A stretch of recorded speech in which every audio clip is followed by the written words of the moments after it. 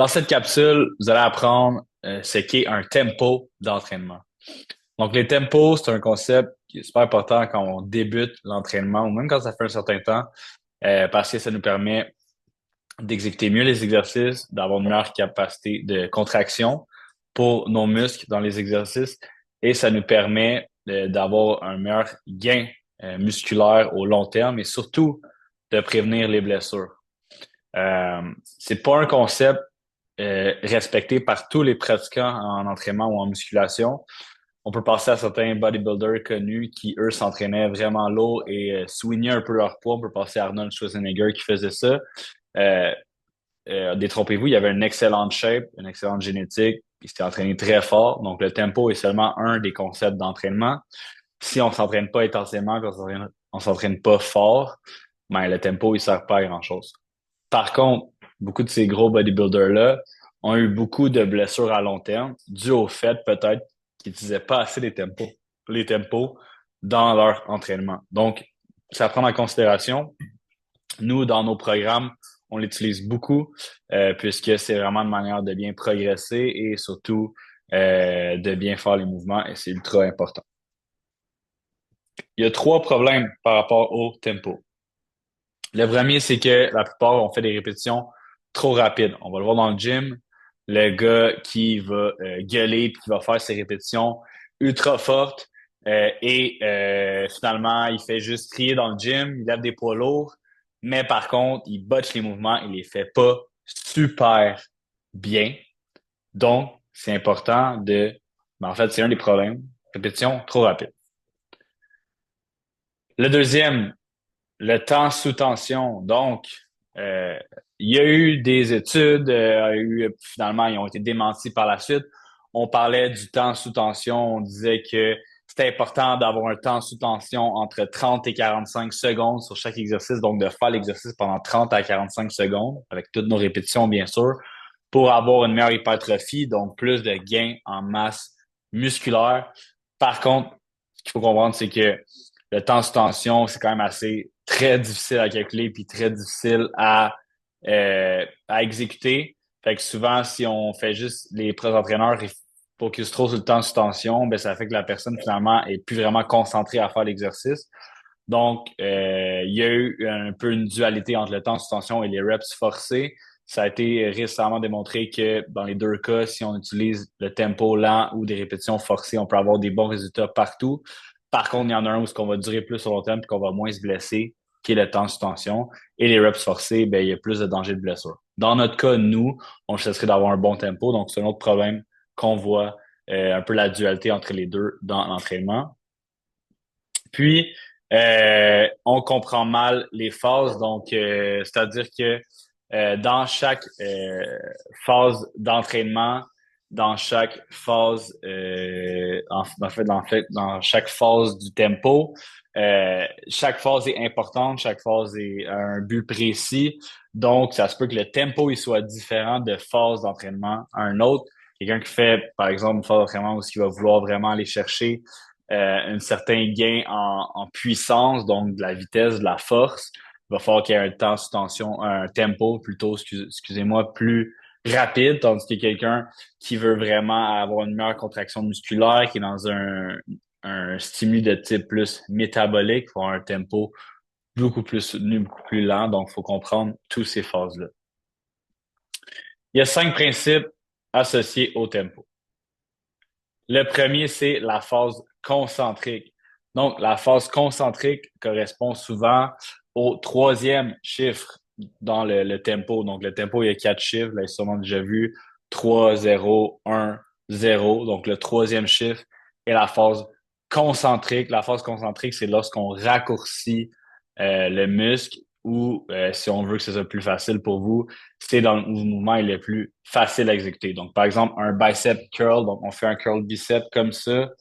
Donc, la phase concentrique va être vraiment quand on va venir fermer la main, venir rapprocher la main à l'épaule. Donc, ça, c'est la phase concentrique. Si, mettons, on serait dans un squat et on voudrait plutôt, dans un squat, on voudrait plutôt remonter. Donc, là, on descend, on remonte. Ici, c'est la phase concentrique. Donc, c'est un peu à l'inverse pour ce qui est des jambes. Même chose pour le dos. La force concentrique, c'est quand on rapproche la charge de nous. La force excentrique, c'est quand on l'éloigne de nous. La force concentrique, souvent, elle va être plus rapide que la force excentrique dans la majorité des cas. Ça peut être différent dans certaines phases d'entraînement. Par exemple, quelqu'un qui a vraiment la difficulté à contracter un muscle puis qui ressent vraiment pas ses lats, par exemple, là, on va y aller avec une force concentrique plus lente. Mais en principe, dans vos premiers programmes, ça va être une force concentrique plus rapide, donc environ 1 seconde.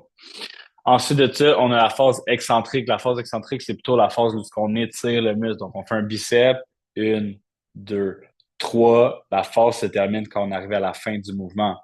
Donc, la phase excentrique est un petit peu plus longue. Quand c'est un squat, c'est quand on descend. Quand c'est un dos, c'est quand on éloigne la charge.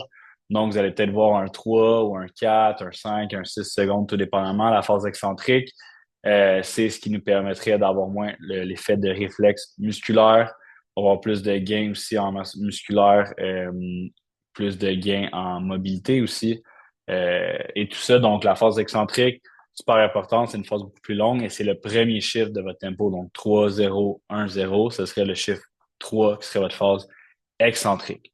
Ensuite de ça, il y a les deux zéros dans lesquels j'ai parlé qui pourraient, tu sais, le 3-0, 1-0. Ce sont deux phases isométriques. Donc, la, la phase, on se rappelle, par exemple, que je fais un bicep, on commence le mouvement, on a une première phase isométrique, on est en bas, il n'y a pas de mouvement.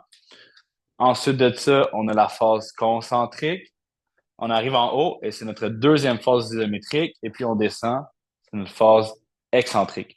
Donc, il y a une pause isométrique en bas, plutôt une phase isométrique en bas, et une phase isométrique en haut. La phase isométrique, c'est quoi? C'est lorsqu'il n'y a pas de mouvement. C'est pour ça qu'on l'appelle isométrique.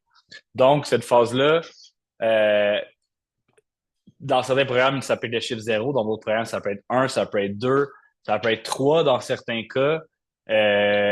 Donc la phase isométrique, là, ça peut être bien utilisé dans certaines phases de votre entraînement. Ça peut être même une technique pour accentuer la tension et tout ça. Ça viendra plus tard, là, je vais pouvoir vous expliquer, mais la phase isométrique, c'est juste pour comprendre qu'il y a 4 phases dans un mouvement et que c'est important de dissocier chacune d'entre elles quand on fait le mouvement et non juste de remonter comme ça et de pas utiliser les forces. Ensuite, il y a la science et la réalité. L'autre principe, c'est que la science va nous dire qu'il faut un temps sous tension, va nous dire que le tempo, c'est hyper important. Et ils vont nous dire un peu de comment tout bien faire le mouvement, comment bien se placer, comment bien l'exécuter. La réalité des choses, c'est qu'on est en train de lever une charge. C'est difficile, ça demande de la concentration. Et il y a plein de choses qui arrivent en même temps.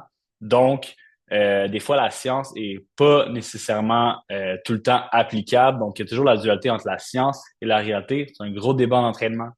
T'as les gars qui vont vraiment, ou les filles, ou peu importe les gens en fitness, qui vont vraiment parler de la science avec les recherches et tout ça. Et t'as d'autres personnes qui sont aussi musclées, très en fond, qui vont dire, ben non, mais regarde, moi, j'ai essayé telle chose sur moi, ça a fonctionné. Donc, ça fonctionne pour les autres.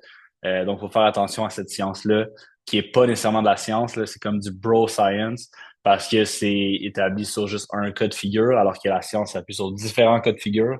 Par contre, la science n'est pas tout le temps applicable à la réalité. La dernière chose qu'il faut comprendre, c'est la tension mécanique. La tension mécanique, c'est le facteur principal de l'hypertrophie.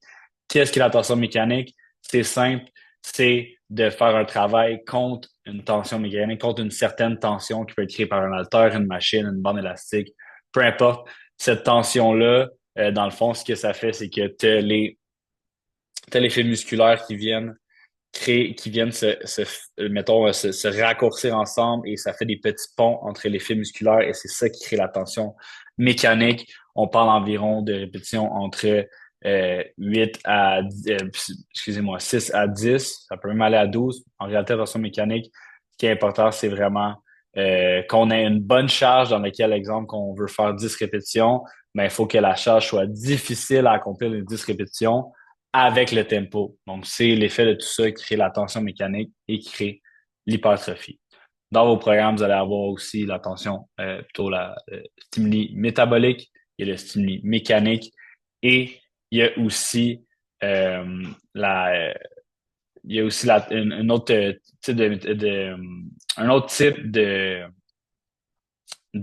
bon, je perds du mot.